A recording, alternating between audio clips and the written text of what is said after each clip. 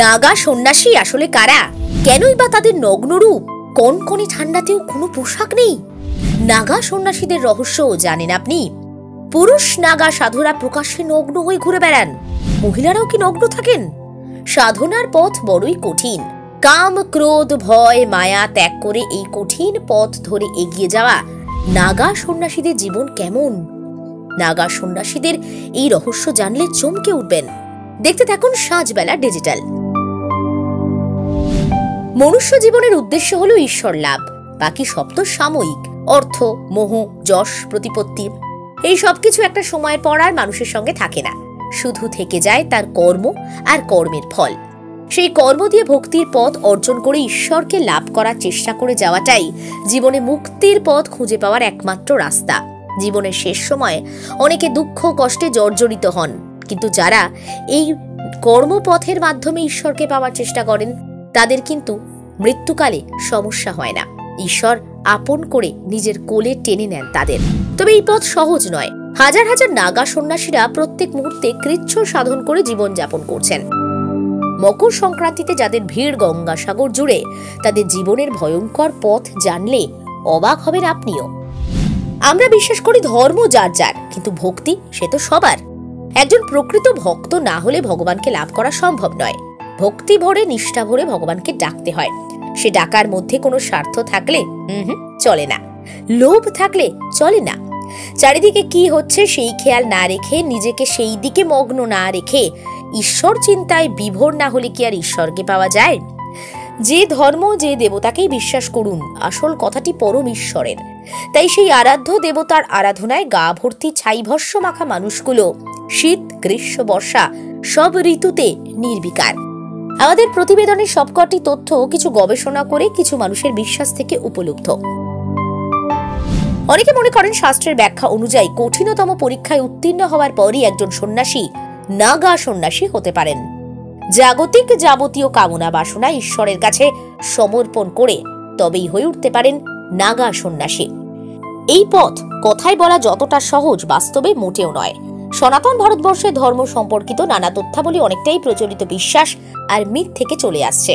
সেই তথ্যের উপর ভিত্তি করে জানা যায়, অন্য ধর্মের আগ্রাসন থেকে হিন্দু ধর্মকে রক্ষা করতে আদিগুরু শঙ্করাচার্য সাধুদের বিশেষ প্রশিক্ষণ দিতে শুরু করেন এবং পরবর্তীতে তারই কথা মতো এই নাগা সন্ন্যাসীরা ধর্মকে রক্ষার জন্য অস্ত্র শিক্ষা গ্রহণ করেন।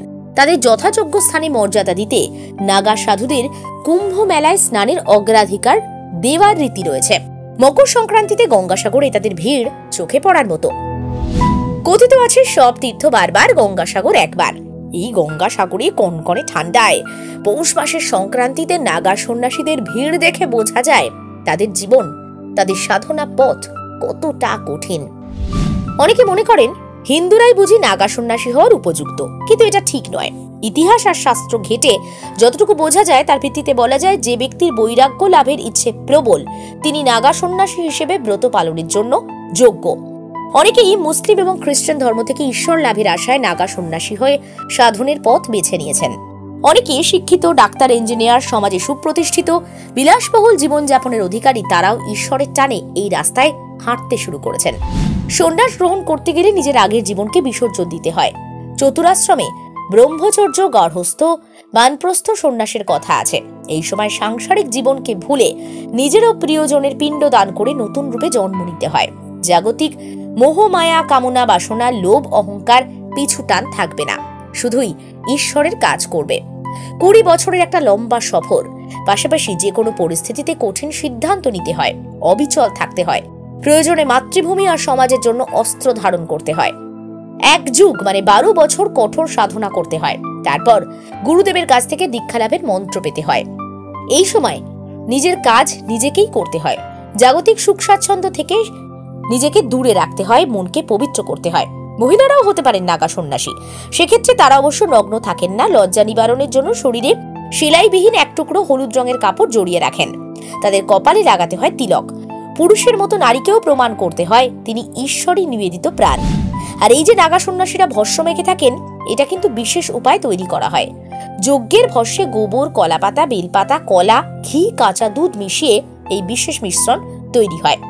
নাগা সন্ন্যাসীরা বিশ্বাস করেন ওই ছাই গায়ে মাখলে মশা বা বিষাক্ত সাপ ধারে কাছে আসে না।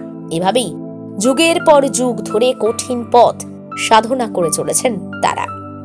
Bureau report, Sanjhbela digital. সফর হোক স্বপ্নের। আরো নতুন কিছু আপডেট পেতে আমাদের চ্যানেলকে সাবস্ক্রাইব করে নোটিফিকেশন বেল অন করে রাখুন।